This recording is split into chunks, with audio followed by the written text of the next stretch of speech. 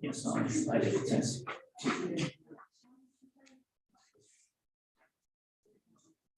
Take what's it?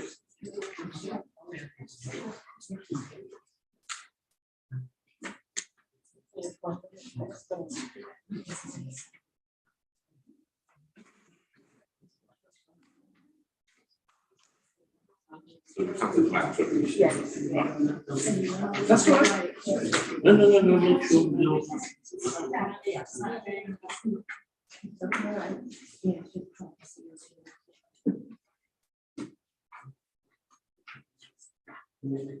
Right, we're just a minute before we're due to start, but the clerk's asked me if, before we do that, you could all be models for us.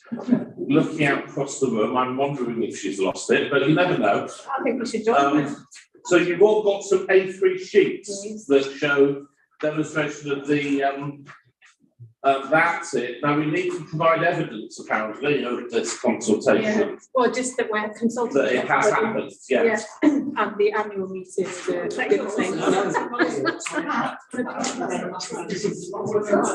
yeah. I've written all over that. I don't think It's proof of me having notes on it, anyway, isn't it? Let's proceed for a minute.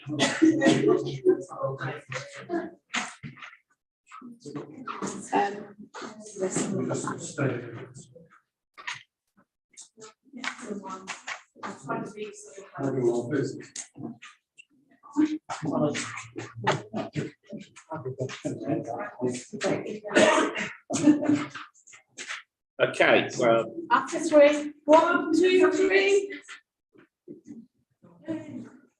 remember to smile. Yeah, you're enjoying this. Not at all. What you came for? Thank you.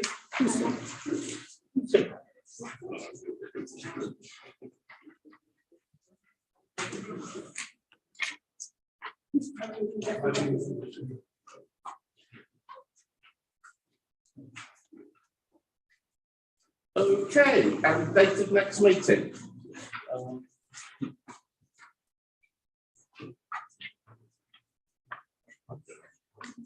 Okay, good evening, folks. Welcome to this annual town meeting.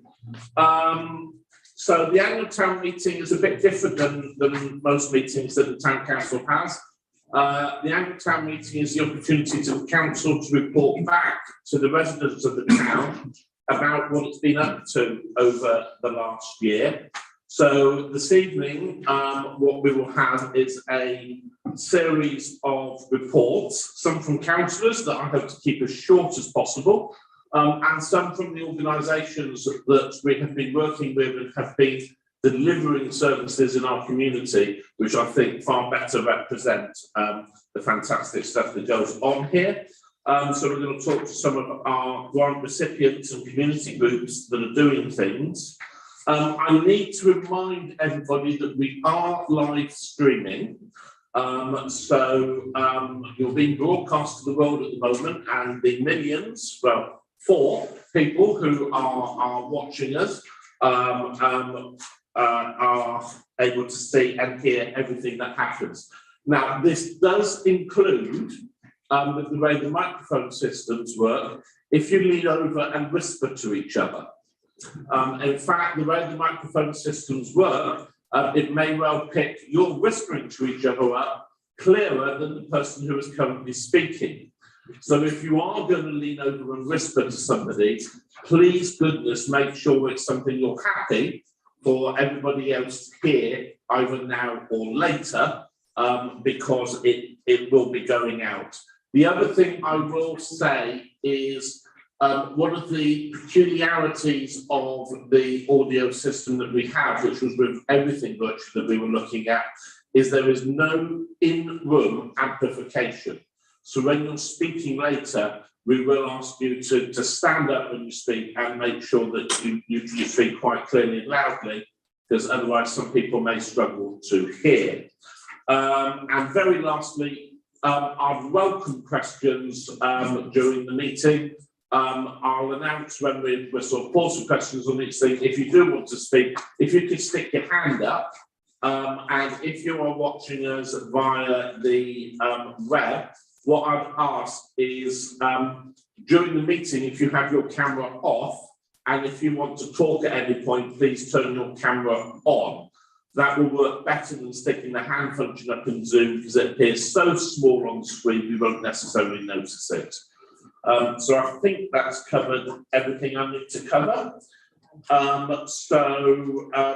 Let's move on to the second item on the agenda, which is the minutes of the annual town meeting, which was held on the 24th of May, 2021.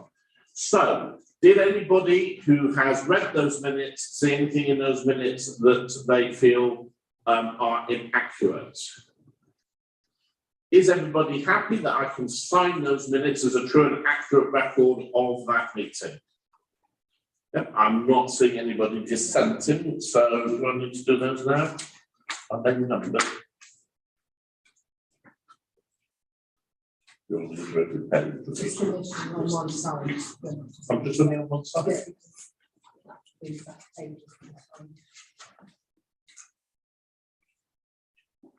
But that's needed.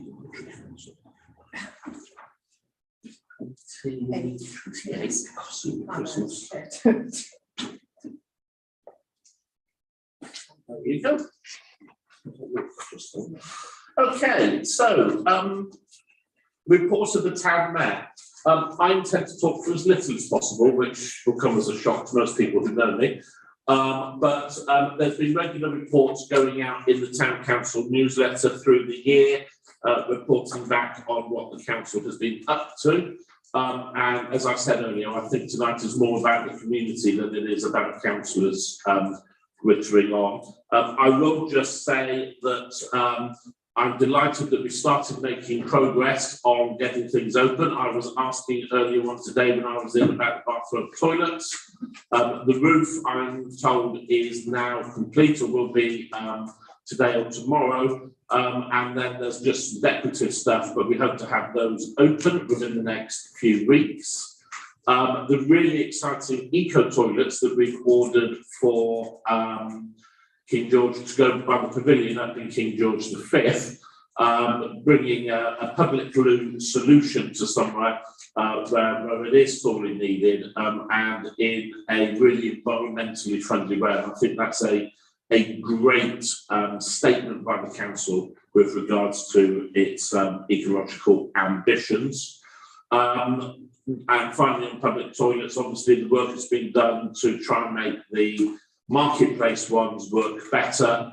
And I would hope, because we've been able to get away with Bath Road at a lower cost than was originally intended, we can now start looking seriously at what people require to get Church Street back open. But I think that might be a bit more of a job to do, but it doesn't mean it can't be done. But we need to see exactly what it is that's needed there. Obviously, it's been an every year of seeing improvements in the park, and I think that we're really seeing everybody making the most of the new play area, the splash pad that we've got there now. That's a great resource that has come in for the community. And there is work afoot about looking at what improvements can be done in other play areas across the town.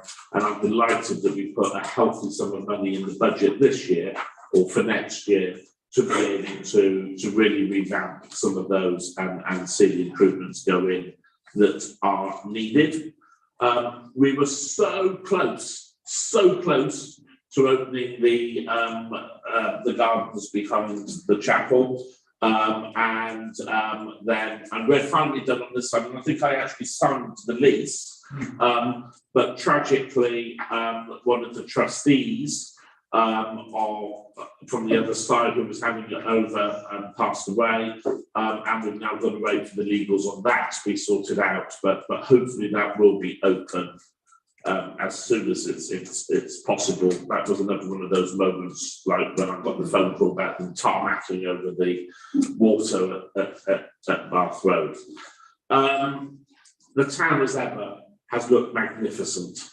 And that's down to, of course, our amenities team here at the council, but also to our Bloom volunteers who do so much out there. And I think that we can't credit them enough for everything that they do and the time that they give up. And anybody who comes along and helps on the town tidy days with them. So a heartfelt thank you to everyone who participates in all of that. This is the end of my second year, although not continuous as mayor, and someone else will be doing this next year. But I just wanted to make one final observation before I end, which is that it's only when you've got your feet in these shoes that you realise the extent of the work that goes on here at the council. I've been on the council since 2008. But it's only in the last sort of 4 or 5 years when I was deputy mayor and then mayor that I've got to see just how hard the town council team work. And I do want to give a heartfelt thanks to all of them because there is an extraordinary amount of effort that goes into delivering what we have. So much of it is done behind the scenes. So it's not necessarily seen and certainly not necessarily heard. But there is a lot of work that goes in. And as my term comes to a close, I'd like to thank Christine, who's been the sort of mayor's, I don't know quite what the title is, secretary or whatever, support this year, and has somehow stayed sane despite having had to deal with me. So thank you. And to Colin as deputy mayor, who has really stepped up and done so much. So I think that's all I have to say on that, but there is the opportunity, I believe, now for any questions if anyone has any. Excellent. Moving on, we go to reports of Wiltshire councillors. Our apologies to Councillor Oakley. We realised when we were going through the agenda this morning that somehow your name had fell off of the agenda, which is particularly rude, particularly since you actually wrote a report and submitted it. So our apologies to you. You do still exist. You are still there, but a technical glitch meant that your name fell off the system. So our apologies for that, but yours and Mike's reports are in the pack. Phil, is there anything you want to briefly say? Briefly. Yeah.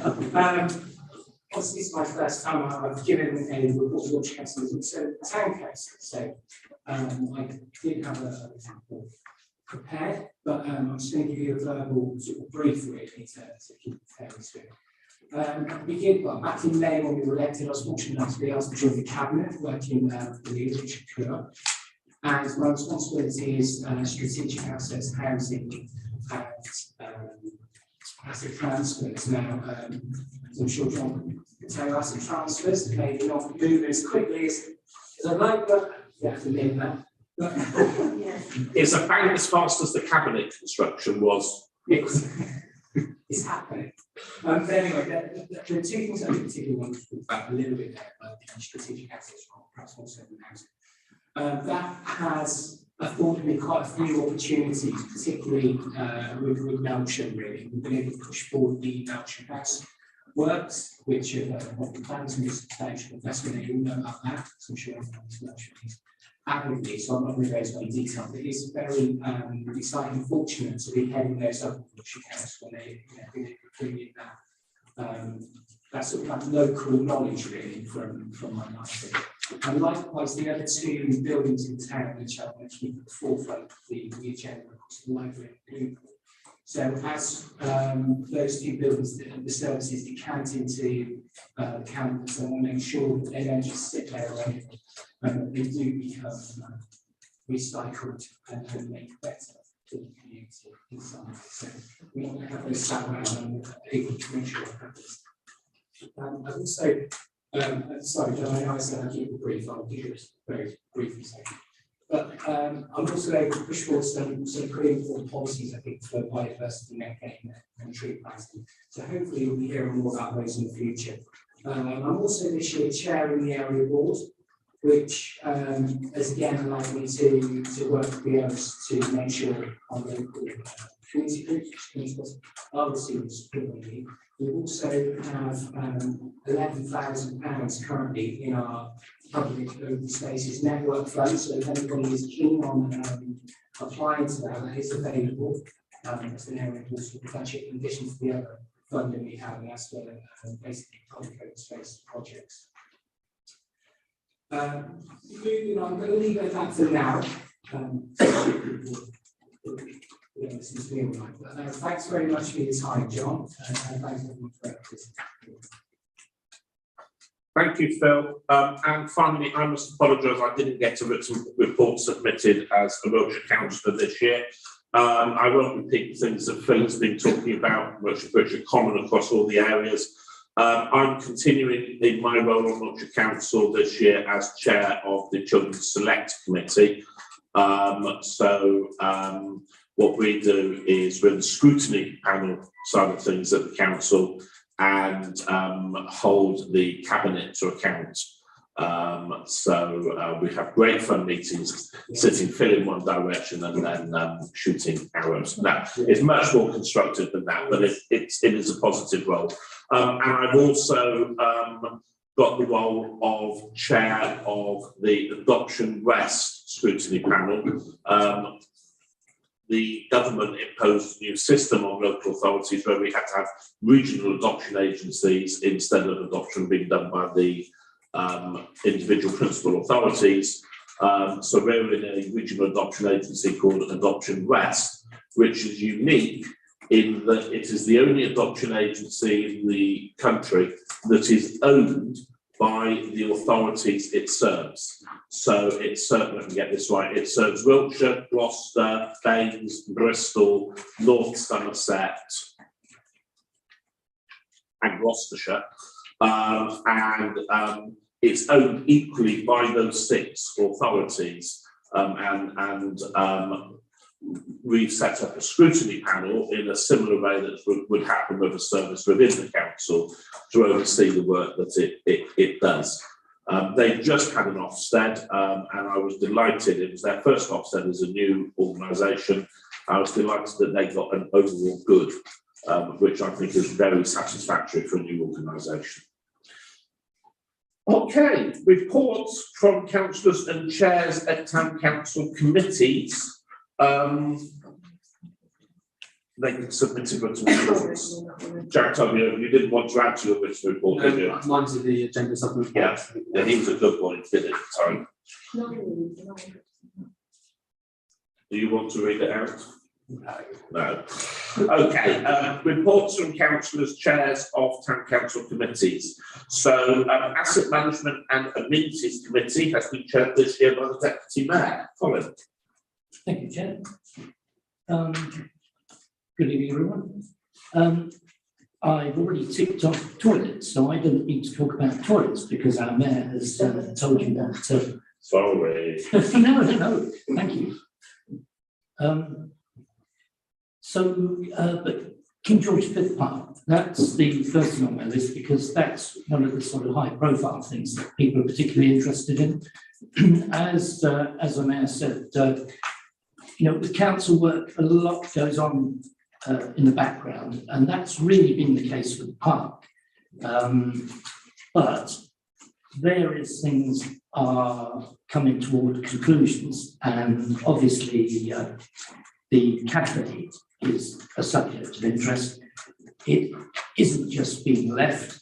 There's a lot of work, a lot of discussion going on, and there will be more consultation involved, and we'll be making very careful, make sure that anybody who's interested in either getting involved in the future of cafe or suggesting how it could be used.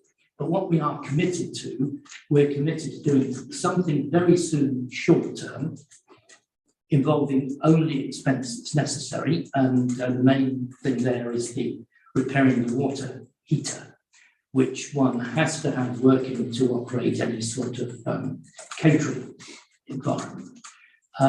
But longer term, we are looking at something at a very serious option, making that cafe something that people really want to visit and the setting of the park now, and that will become even more impressive over the next 12 months, is a great setting for a cafe.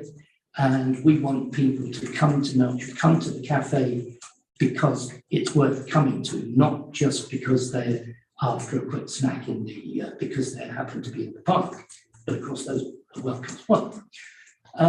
Play equipment, you'll have seen bits of equipment there that look pretty neglected. The zip wire, nothing's happened with the zip wire, but again, in the background, there's a plan in place. We're in the process of getting prices for fixing that.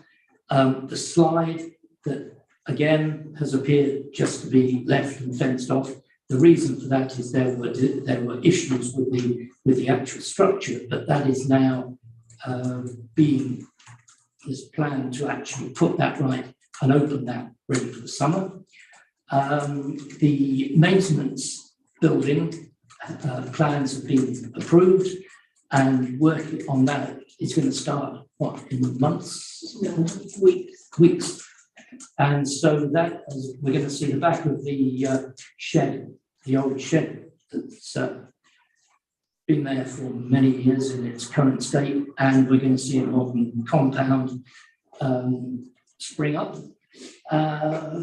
The sensory garden, that is being developed.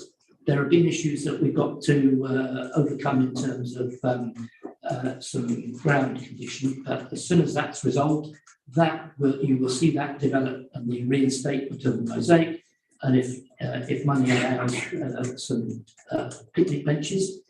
The sports road shows, we've been asked about whether those are coming back. They're going to be coming back at Easter. Dog park, or dog park, is a huge success. That's getting a lot of use.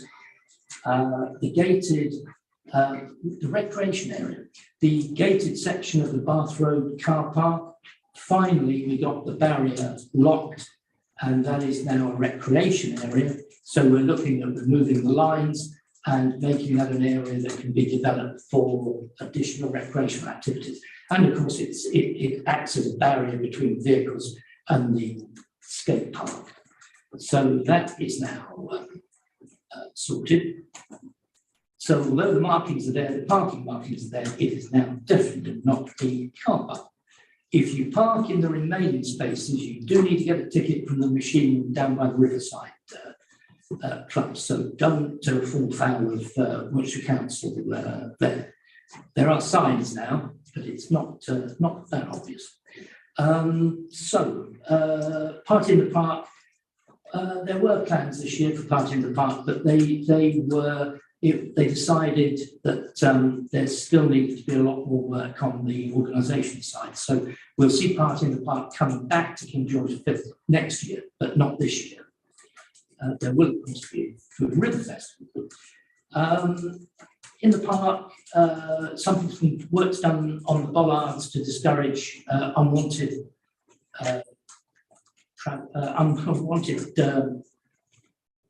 camping overnight. Still a little more work to do on blocking various gaps. There's now a working group, Parks Working Group.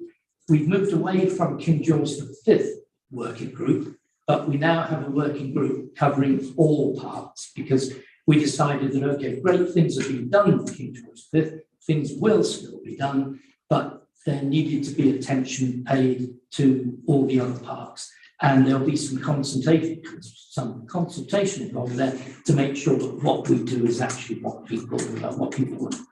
Skate park, a lot of use.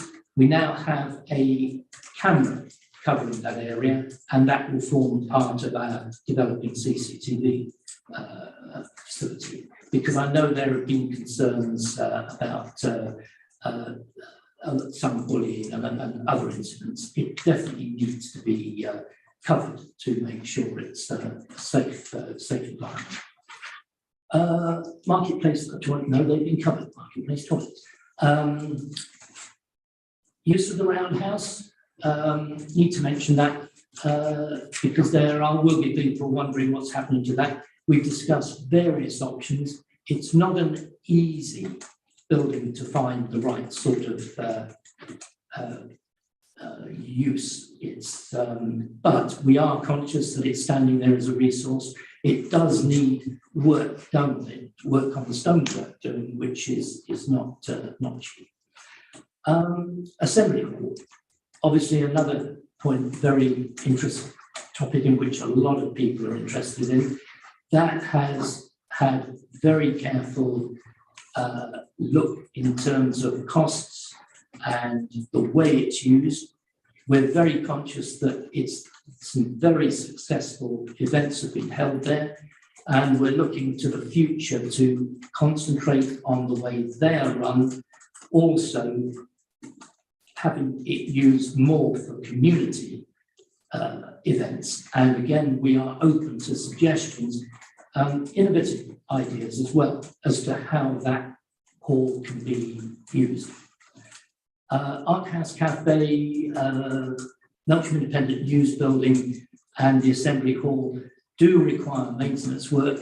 We've been looking at that very carefully, and that's been broken down into green, amber and red sections.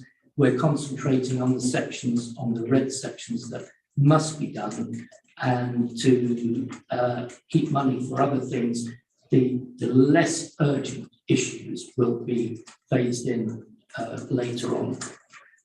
And rates for the Assembly Hall, they are being reviewed, and shortly a new rate charging scheme is going to be approved by council. So really, I could go on without more things, but I think that's probably enough. Has anybody got any questions? No? I'm not seeing any questions, so let's move on then. Thank you very much, Colin. And I think the depth of that report demonstrates the amount of work that committee has been doing over the last 12 months. So thank you very much indeed for that. The Economic Development and Planning Committee is much simpler.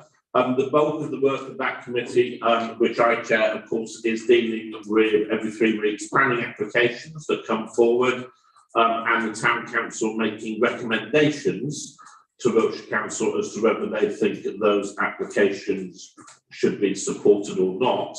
Of course, the Town Council does not make any decisions on planning matters. They purely make recommendations to Wiltshire Council.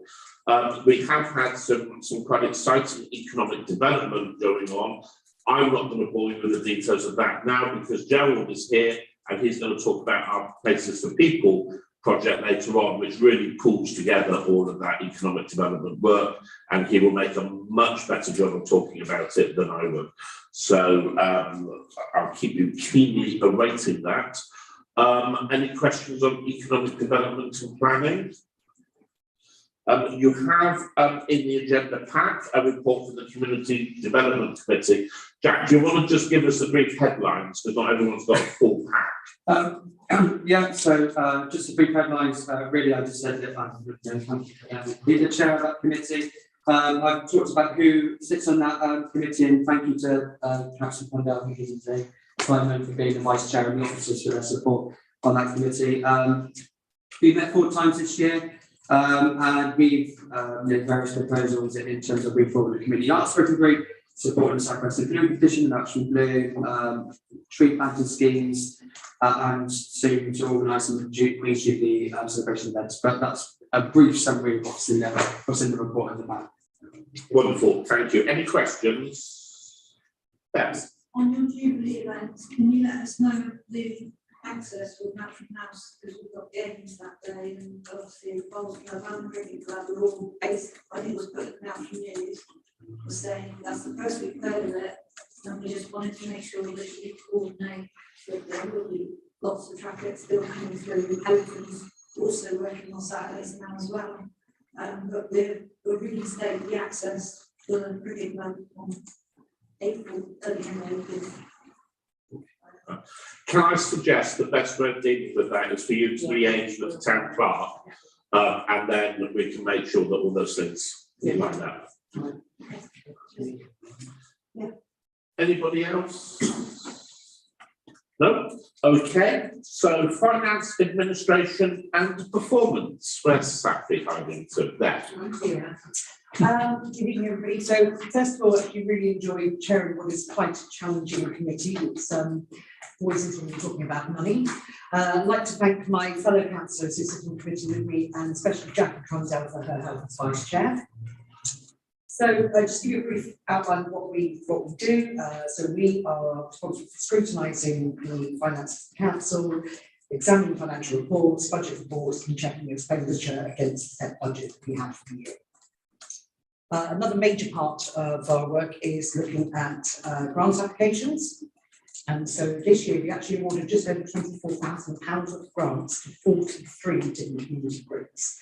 And believe me, it was really quite hard work when you presented with somebody with 23 grant applications and you can only accept less than half of the amount of money we have to pay you.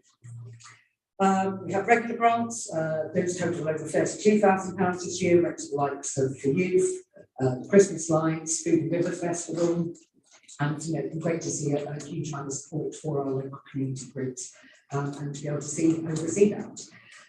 You've also stepped in a new procurement process in place, which I think we will quite pleased to get that finally done, so that we're again looking after the council's money as well as possible. But that's it for me. Not the most exciting sort of person. Any questions on that at all? No, fantastic. Okay, so that's enough for now of councillors. We now get to find out that the plague has hit the town. So I'm afraid we're missing a few people. Unfortunately, Sergeant Twyford contacted us earlier. He's down with the dreaded lurgy. So I hope we'll be able to get his report to our next full council meeting, but he can't bring the report tonight because he knew all the lurgy, and I suspect most of us don't want it.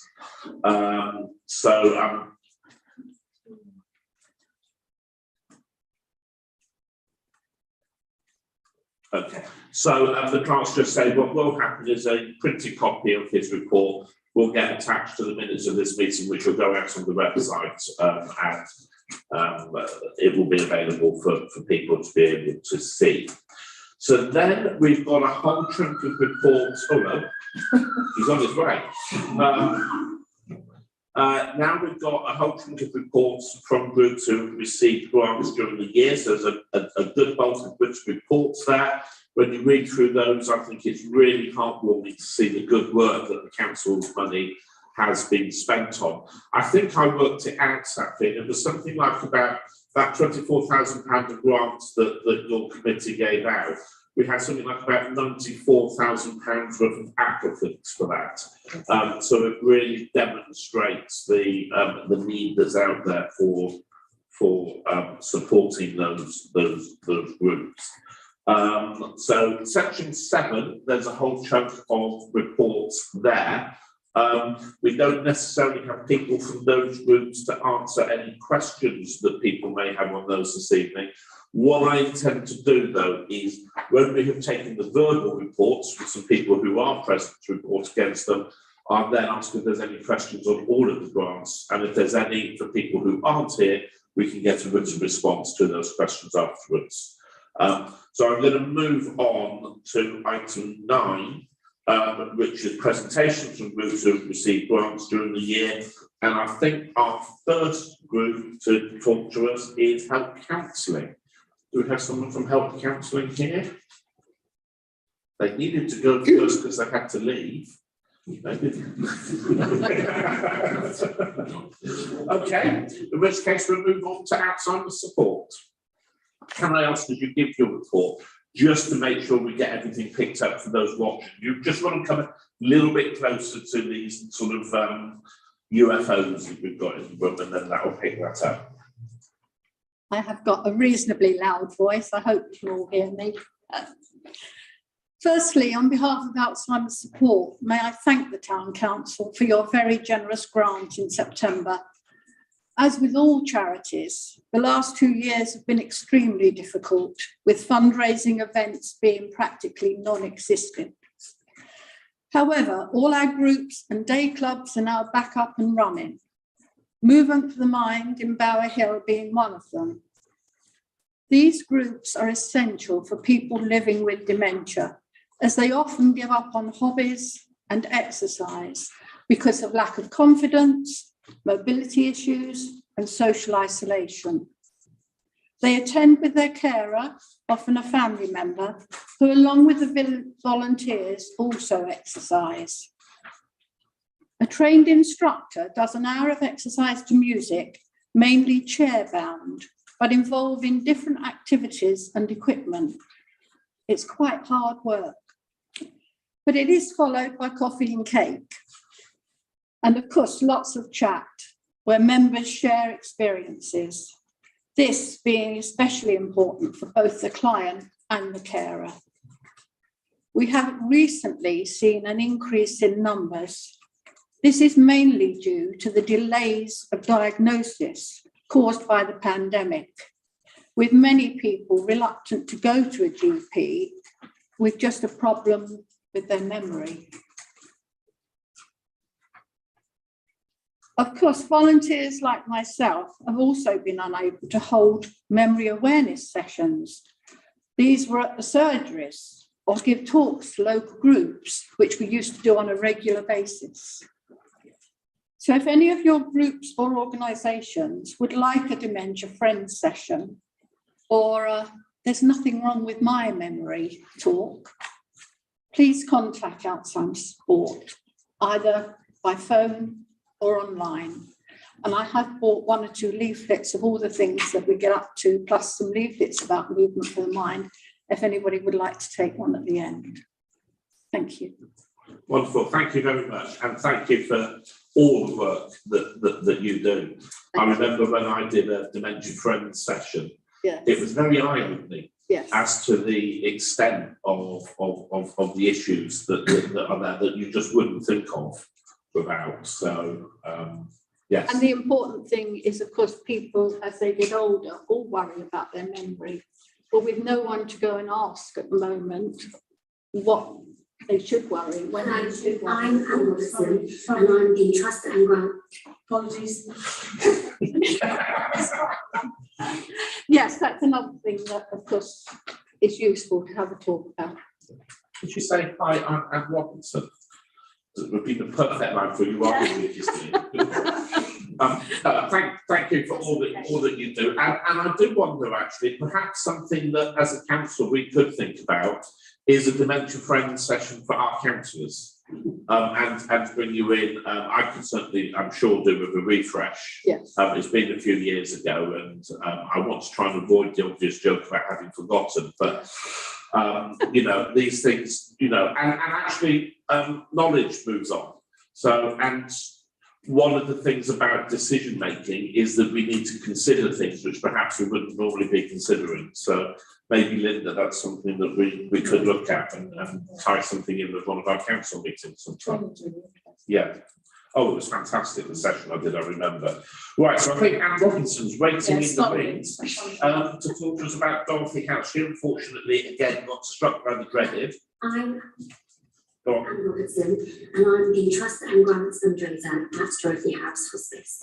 I'm really sorry that I can't be with you this evening. I'd really hoped to, but I'm afraid last week I got out of COVID and my symptoms are still lingering, so I didn't want to risk spreading anything onto everybody. Last autumn, we were absolutely thrilled to receive a grant of £1,442 from the Horsham Town Council. And this grant is intended to help us set up and deliver a brand new clinic, which will be in place to support any local residents who have been life-limiting illness. One each month for half a day a month. And during this time, one of our specially trained nurses will see up to 4 patients. And during their appointment, which will be about an hour long, each patient will receive a full holistic needs assessment. And what that means is we will look at their physical needs, their emotional needs, their spiritual needs, their practical needs, anything that they feel that they are struggling with, and anything that they feel they want, looking at what really matters most to them after the diagnosis that they've received, which will have been palliative. So these patients might have been diagnosed with incurable cancer, or maybe motor neurone disease, or lung disease, heart disease. anything which means that their life is limited. The aim of these clinics is to bring our specialist skills, our specialist hospice care closer to people's homes. It's really important when people receive a diagnosis such as this that they're able to be helped to really make the most of the time that they have left, to live life to the full and live as well as possible. And we know that early intervention, supporting people at an early point of the diagnosis, is really vital to helping us and them to achieve it. So we want to make it as easy as possible, as convenient as possible, and as simple as possible for people to receive that care. And we know that for some people, coming to us in Wednesday simply is not convenient, it's almost a little bit intimidating sometimes. So we want to bring more of our care out into the community. We actually already do a lot of this already. 90% of our care is in people's homes. But by setting up these community care clinics in a familiar location within people's towns, we really hope that will help to dispel some of the myths around hospice care. And we'll make it a friendly and easy way for you to be able to access the care that you really need. We had very much hoped that this clinic would be set up before Christmas. Sadly, Omicron hit and it sent everything into a bit of a tailspin. Not only was there huge amounts of extra pressure on our clinical teams, as it was across the whole health and social care network, which still exists to an extent, but the restrictions that we'd hoped would be started to lift, they were still in place. Which meant that we found it very difficult to find a location that we could safely use to start delivering this clinic. But I'm very happy to say that this is moving along a bit now. Restrictions are obviously easing. Some of that pressure, I think Omicron is now lifting, although there is still a huge amount of need out there, and our staff are incredibly busy. But we do now have the resource and the time to be able to set up this clinic properly, and the access we hope to the Merksham Community Hospital. That's the venue that we're working very, very hard to sign the dotted line for and set up the clinic. And we're hoping that in April the first clinic will be delivered. We've got the operational banners ready to go, we've got everything in place, we just need everything to be signed on the dotted line to make sure it's all set up really properly. So very, very soon this clinic will be available to the residents of Melksham, and we really hope that it will bring a great benefit to them, helping them to live well for as long as possible after a palliative diagnosis. None of this would have been possible without your support. Your early support of this project actually enabled us to secure further funding for 10 clinics, in fact, across the whole of our region. We cover a 700 square mile region, and through the early funding that you were able to provide us, and encouraged other funders to give as well. So we now have funding for 10 clinics for a whole year, in fact, not just 6 months as we sort of started out, a whole year to deliver 10 of these clinics each month across our whole region, and your support was absolutely vital in having making that happen. So thank you so much. I'm really looking forward to hopefully coming back in a few months' time to tell you how the clinics are going, how many people we've seen, and how much help we've been able to deliver to the people of Melksham, and hopefully the impact will be really, really positive. So thank you so much once again, and take care. Goodbye. Wonderful. I think on the presentation there were a couple of slides that went with that, just showing me some pictures of what was happening. But are we back to the presentation? No, you're back to doing her again now. Which presentation? The one that we had on before the main one. That was mine. Hello, I'm Anne Robertson, and I'm the Trust and Grant.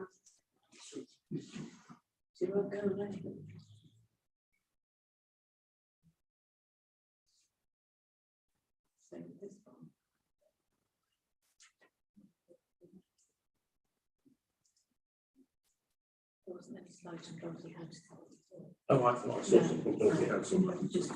Okay, right, okay, so we move on then to Milton Cricket Club.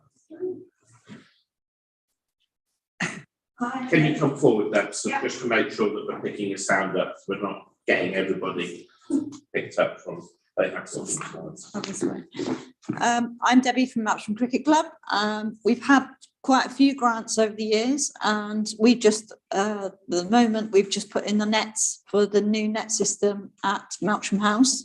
The grant you gave us was for a new Astro, but because Melksham House and the site that we're next to is the campus, we've had several issues with the access for our workers, and what was supposed to be put in January has now only been put in last week, which had an impact on the fact that we couldn't put the Astro in, because if the Astro was in the middle of the wicket, it would have done too much damage, and we start our season in about 2 weeks' time, so it wouldn't have enough time to recover. So we've had to put the Astro work in September. They've also had problems with the materials and with the nets that are currently going in at the moment. We've managed to find a slot for the nets to go in, and we're still waiting for materials for the nets as well, which usually takes about 7 days to install, and they're currently on day 14. So that's what we're working with. The nets is looking fantastic, and the ground is all very much up to date, but we hope to have the Astro in and completed in September, which is obviously we wanted the two to go together, but we've had Astro problems. Today, there's actually the nets with the poles and everything else on that. But yeah, you've given us grants for safety gear in the past and all sorts of stuff, and all that will be used in the nets. We're looking forward to the youth getting their hands on it and physically getting their helmets on and just batting the hell out of things, basically. But yeah, it's really exciting. So thank you very much. Any questions? Fantastic, thank you. Any questions for that? So. Yeah, I just found out by accident last week about all the work Debs does with the South West Community Payback Scheme. And I just wondered if Debs could say a little bit about that and something that perhaps the council would think of using in the future. Yeah, I've mentioned it before when you had a grants that we work with Wiltshire Probation. They work with both the football club and the cricket club. They come in every 2 weeks on a Sunday. They work from 8:45 till 4 o'clock. They are workers that are basically unpaid workers. The judge has said to them that you must serve a community sentence for something that they've done. But us as a cricket club have said we don't want types of offenders because we're sports and we're youth. We've said we don't want certain offences. So they're minor offences, but they come in and they've done jobs for us. So they recently replanted the trees that were placed around the tennis courts. We've salvaged them and put them on our boundary over by the far side of the pavilion. And we're hoping that they survive because it's been so dry since they planted them. They've also done all the ivy off the wall. So the ivy was really, really overgrown and neglected. And they've taken it all back and stripped it all back, and the wall is all nicely repaired and all done. They've been over in the graveyard and they've done the graveyard where the war memorials are, so you can walk around there. They're not really supposed to do that, but we said whilst we've got you here, it would be beneficial to us to do that.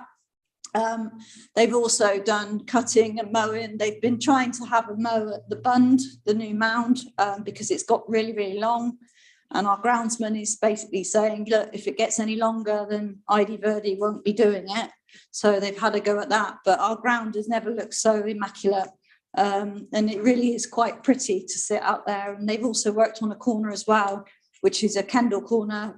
One of our players sadly died. We had a memorial box built, but it burnt down with vandalism. And we put a bench in the corner, and we found that dog walkers and the youth type like to sit there and watch the game and that. So we'll be developing that corner as well with them, and hopefully working with the Bloom team to try and put some bulbs in and some flowers in and stuff. So yeah, we've been working quite hard with them, and they really are doing a fantastic job. Wonderful. Brian, I see you've put your camera on. Is that because you've got a question to ask? I'm not. See. Brian, I see you've got your camera on. Is that because you've got a question you wish to ask? I'm not getting a response, so I'm going to assume not. Okay. Okay, thank you very much, Dan. Melksham Goes Wild can't be with us this evening. And unfortunately, Splash Wiltshire are unable to attend due to COVID. For the day that we don't hear that anymore, hey? And then Wands, so the Wiltshire Doctors Network Development Support. Did anyone from there make it? Okay, we do have a couple of slides with Wands, but anyone who doesn't know who they are, they're just a simply amazing group of forming a support network for adoptive families. For people who have adopted, they do work supporting adoptive families, both the parents, the adopted children, and indeed the birth children within that sort of triangle. And it's great work that they do. I think there's a second slide on them as well, isn't there? Yeah. So again, just showing some of the work that they've done. I've seen through my work with Adoption West the impact of the support that Wands give, and it really is superb. Okay, and then lastly we go on to For Youth, and we have Lewis, who is one of the young people from For Youth. He hates me calling him a young person. He's 16 now, I can't do that anymore. But one of our young people from down at For Youth, and Lucy, who is one of the trustees at For Youth, just to report back on last year. Hello everyone, you're all well. Lewis, do you want to stand up and come by one of these so that people can hear you? I've got the slides here, Lewis. Do you want to tell me when to move? Yeah, I can just tell you when to click. So I'm here to give you a little overview of For Youth last year. If you go to the next slide. Next slide, please. So what did we get up to in Melksham in 2021? Well, in terms of our detached youth work, our dedicated youth work teams were out on Fridays and Saturdays for most of the year. During the early part of last year, a time where restrictions were in place, our team was still out most Tuesday nights, just seeing who was out and about, kind of reminding them of, COVID rules, etc. So all in all, with little disruptions due to COVID-19, we ran 102 sessions. We worked with about 185 young people and made a truly tremendous 1,641 contacts. Let's go to the next slide, please. So now for the in-centre youth work. Thankfully, due to the kind of COVID thing going away a little bit, we were able to open all of our Melksham Youth Club sessions again. In September 2021, we moved on No Limits Youth Club. That was on a Monday night in the Canberra Centre to a Monday night at Atworth Youth Centre, as we felt that that was a more suitable centre for them. Again, all in all, with minor disruptions due to COVID-19, we ran 94 sessions, working with 503 young people, again, making 2,092 contacts. The next one, please. So although For Youth is now working across many areas in South West Wiltshire, we are continuing to ring fence the funding that we've received from Melksham Town Council on our services in Melksham, which are from the Canberra Centre, and we're immensely grateful for all the support that we received from the Town Council. For the next one, please. So while we were out and about on our detached youth works, we managed to build great relationships with young people, developing trust for them to open up about day-to-day issues, communicate achievements and ask for support and advice. We also worked with young people to tackle the littering around the skate park and KGV kind of area. We believe this is making these places a lot more user-friendly and just generally nicer for the public. However, this is still a work in progress. Lastly, not to forget, the relationships that we built up with the wider community while on Detached, and developing local partnerships in the town. Next one, please. So this is a case study. This one individual had extremely bad language and was not easily led, and was easily led by others, to take part in bad behaviour. He also did not attend school. So we worked with these young people and others in a group to correct his behaviour, and we've seen a massive change in him. This young person has enhanced his communication skills and developed a filter which is appropriate in the skate park and around others. He has also gone back into school and is trying his best to keep out of trouble. This individual is also making good informed choices over his friendship groups. So that's always something positive to see. I'm now going to hand you over to Lucy to talk about our mentoring and team talk counselling service. Lucy, can you just come over with the mics? That's better. Yeah, brilliant. So I'm just going to, next slide, sorry. So yeah, I just wanted to start with something new that we're starting over the next or the next year. It's a mentoring service which did start last year in terms of the preparation, etc. So we are targeting young people who are at risk of either coming out of education or training. You know, NEET is not in education, employment or training, or struggling with a transition into secondary or further education. We have currently worked with local businesses, and we've identified and trained 10 mentors who are now starting to work with the young people. And we are building relationships up with Melksham Oak and Wiltshire College to identify those young people that would be most appropriate and the service would benefit them most. So that is, we'll be able to update you more on that as the year goes on. Okay, so we thought next we would update you on our Teen Talk service, which is actually our longest running service that we've had running. So for those who don't know what it is a one-to-one counselling service for young people. They're offered 6 to 8 one-hour sessions. It's free at the point of access. They can self-refer or referrals from parents or professionals. And the services that we offer to Melksham young people is delivered from the Camera Centre. So as I said to start with, it's probably one of our longest running services. It's been running since 2012.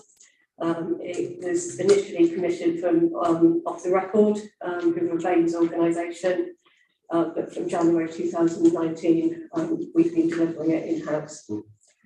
And you can see from those figures, I'm not going to go through all of them, but you can see particularly in 2021 how our referrals really shot up. So you can go from 2019 where we had 12 from Melksham to 2021 where we had 41. And already this year we've had 8 from Melksham already. So I just think that COVID probably has a huge impact on that in terms of the young people's needs during COVID, etc. And I don't think we can underestimate the impact that lockdowns, etc. has had on young people during this time as well. We've heard about the elderly, etc. today, and people with dementia. It's it's the same for young people as well. So what's been the impact? So our counsellors use a particular scoring mechanism. It's called YP Core. So if you get a score of 11 or above on this scoring status, it means that you are, so I'm just trying to get the terminology here. It's basically that you are in quite a need for services. You're clinically significantly in distress. In the last 12 months, the average opening score for young people that we've provided has been 18.66, which I think again just shows the distress of young people who've come into the service. And after the short-term intervention, that has reduced to 11.3. The next slide just gives a bit of a picture of. I've got an apology for you here because I've updated those numbers, but not the one on the previous slide. And that's to do with the level of need of what's been coming in. So it's so high that it's not quite as much of a reduction in the last year as it was before.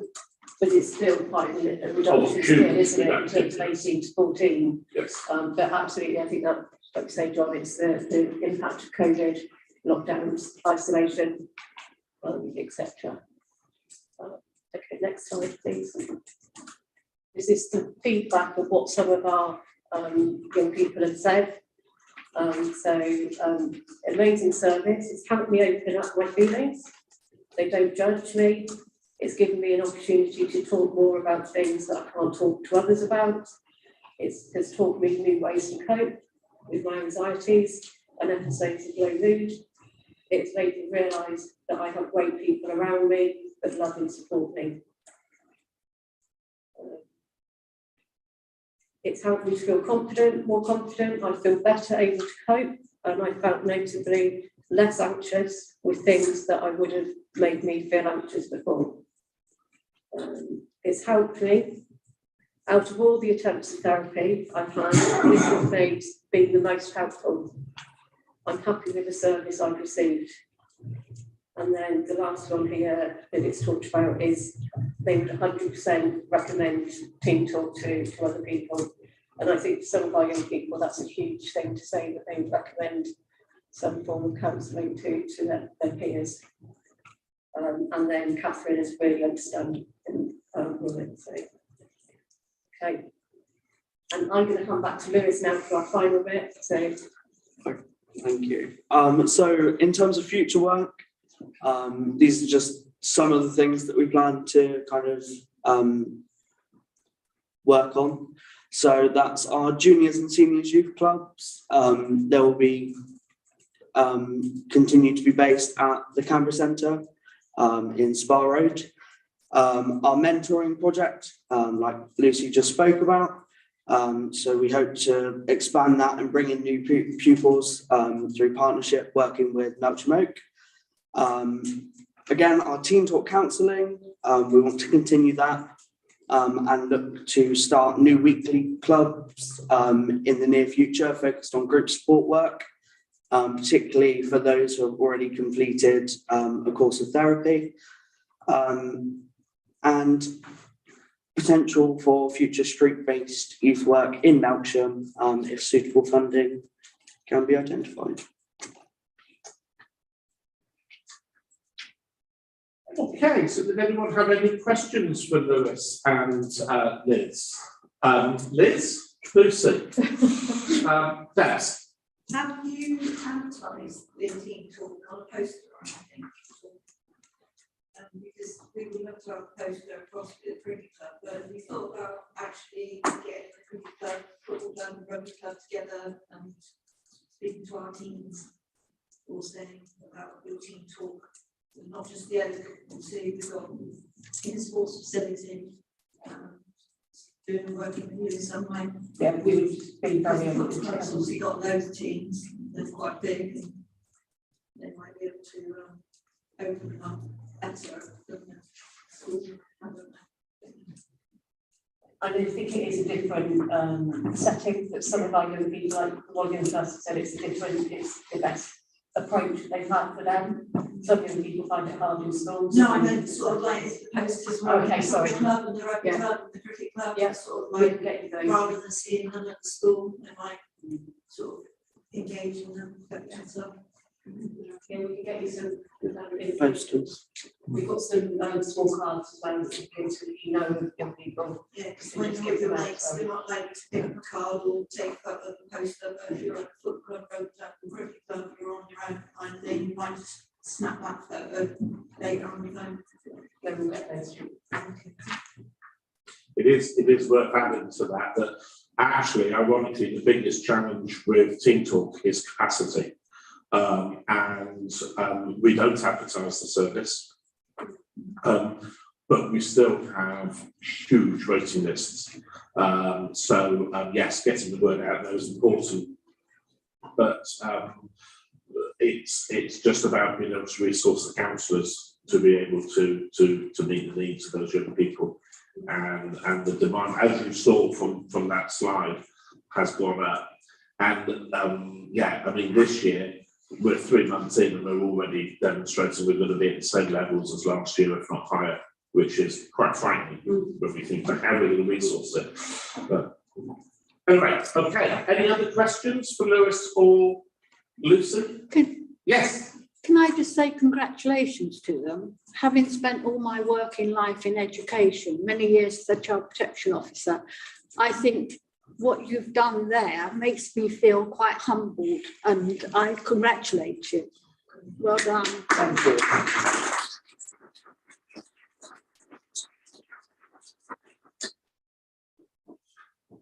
Thank you. And just as I bring that report to a close, I just want to do one other mention on it. Although strictly he didn't leave until partway into the year, Jack was a big part of making all of that happen at For Youth. He's moved on now to the school and is dealing with lots of young people 9 to 5 rather than 12 till 9. On behalf of the whole team, and I know that you're being repeated by the whole team, we're really grateful for everything that you did while you were with us, both as a trustee, then as the centre coordinator in Melksham. So thank you, Jack, for helping be part of making all of that happen. So, right, so we move on now to reports from some community groups, and we've got the joint Melksham neighbourhood plan. And it says here that the town clerk will give a verbal update. Yeah, no, I'm going to be very, very brief. It's very exciting that we've gone into the review of our neighbourhood plan, even though it was only made in July last year, but it's important in terms of housing land supply because it's been reduced to 2 years instead of 5 years of the length of the neighbourhood plan. The review is going to concentrate on local green space, implications of the bypass, town centre master plan, environmental issues, implications of the Melksham Canal link, housing allocations, and strengthening the existing heritage policy, creating a local risk.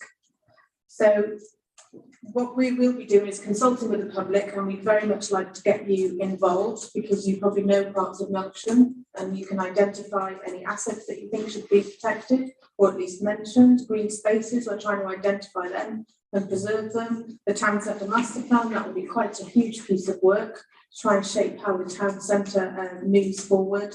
And of course, the environmental issues are really important to everyone at the moment.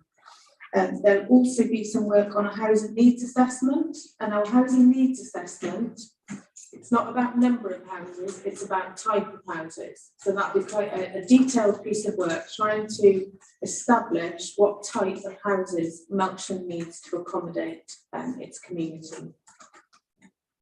There's a new neighbourhood plan website which got all the information on it, and currently there's a link to the green spaces, which is an opportunity for people to nominate green spaces for protection from future development. And what will happen, they'll be nominated. There's a map there that you can have a look at. If we pin it, we will have a look, and if it's worthy of policy in the review of the neighbourhood plan, it will be included and hopefully protected. Okay, any questions on the neighbourhood plan report?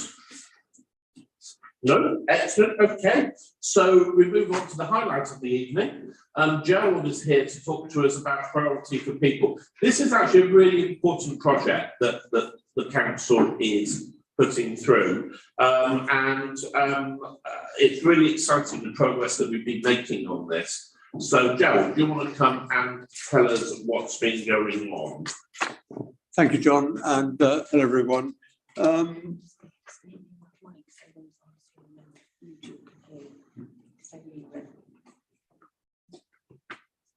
be very brief. Priority for People was one of the first actions recommended in the document Melksham Town 2020-2036, which was adopted by the Council in early 2020. This is a review of the opportunities, challenges and drivers facing the town during the period of the next local plan, Wiltshire Council local plan. You want me to move on? Please. Priority for People has a simple aim, but a complex and wide-ranging set of potential solutions. How can we make it easier and safer for people, vehicles and goods to move within Melksham Town and surrounding villages in line with the needs of the climate emergency? And one would add a host of other things, including health and well-being, ease of mobility, etc., etc. Next one, please. The first step was a survey conducted in June and July last year, which was covering the town and the rest of the community area. Because of COVID, this was principally conducted online. And the next.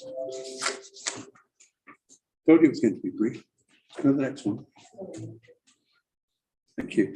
We had a good number of responses and produced a detailed report. This was published on the website in September and October last year, and did include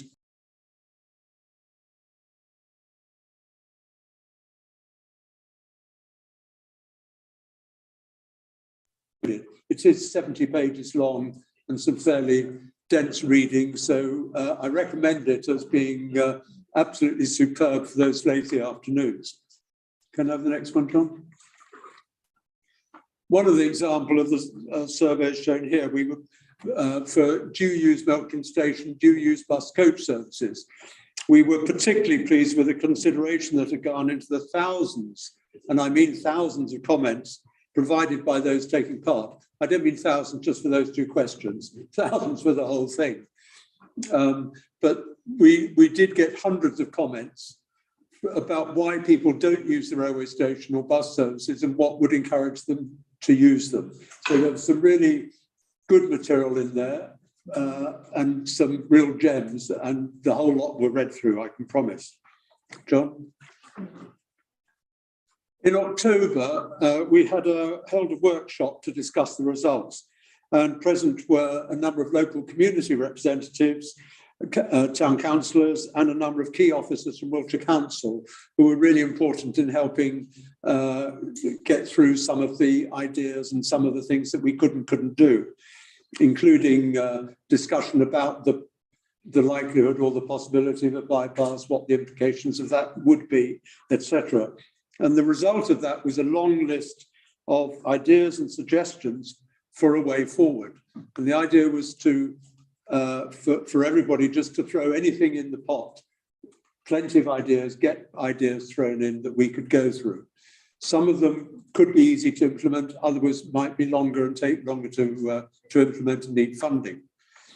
Many ideas link into the neighbourhood plan review, which can provide rigour and links into the planning policy, which means more likely they can be implemented. So all the way through, there's been a relationship with the neighbourhood plan team and making sure that there isn't one thing happening there and another happening there, working within the context of that. And the next one. We had another work group in February, and we took all the various questions that we had and split them into 6 themes, which are active travel, public transport, cars and trucks, inclusive and accessible, climate change and town centre. That's in any order you like. That's not a first or last. And then we came through with about 50 potential projects and ideas, which were discussed in a little more detail at this smaller work group.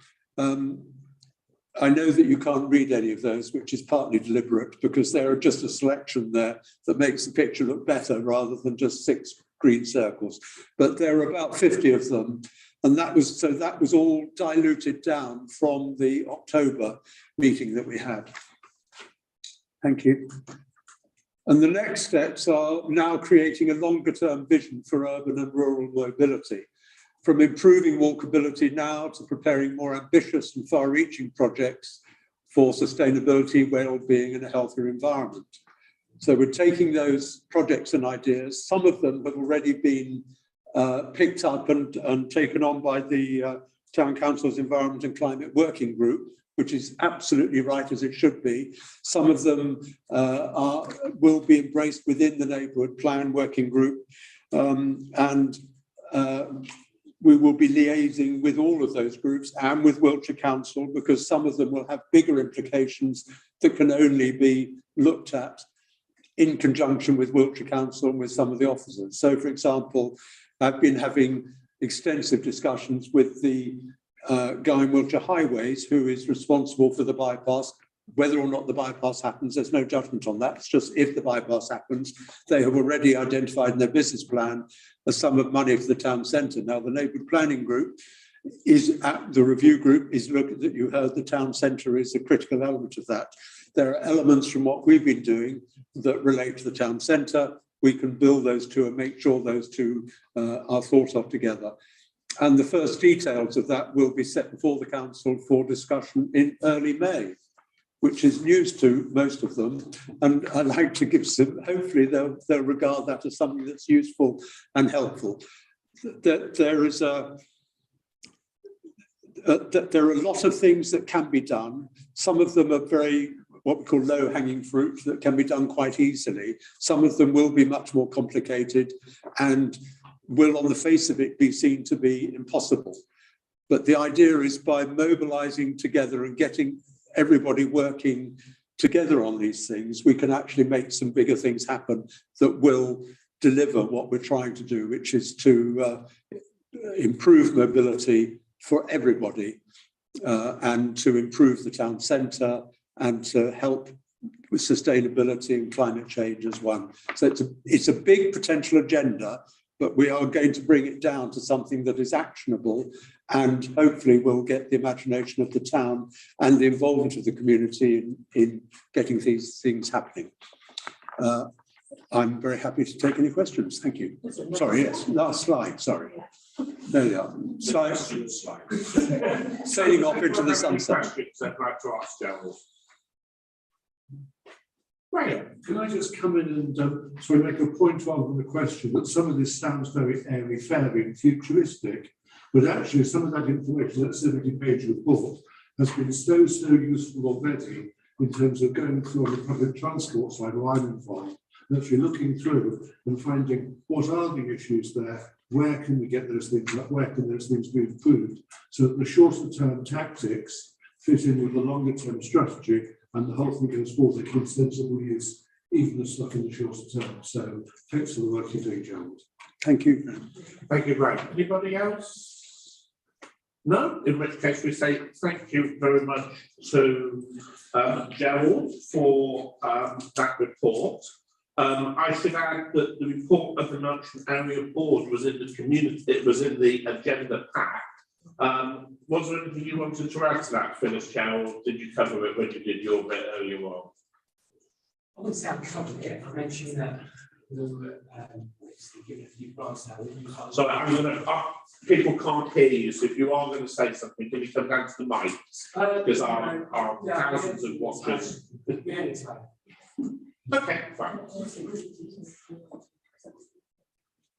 Okay, I think the clerk's just passed me one bit, which I'll say on your behalf, Phil, which is the grant money, because I think that is something which the area board has to be proud of. Gave out a total of £87,325 in the last council year.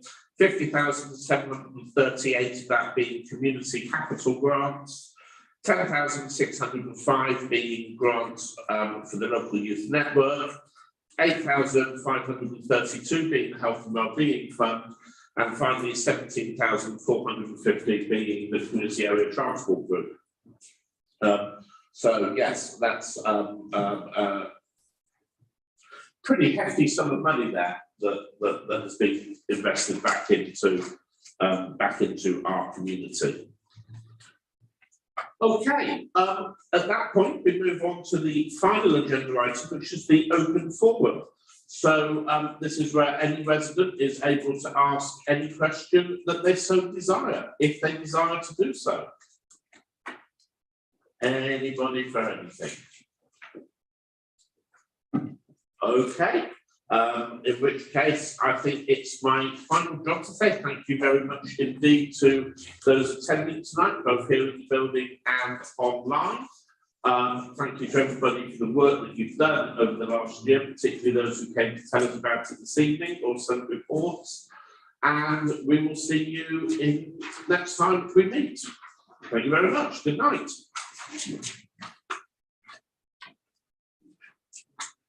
If we-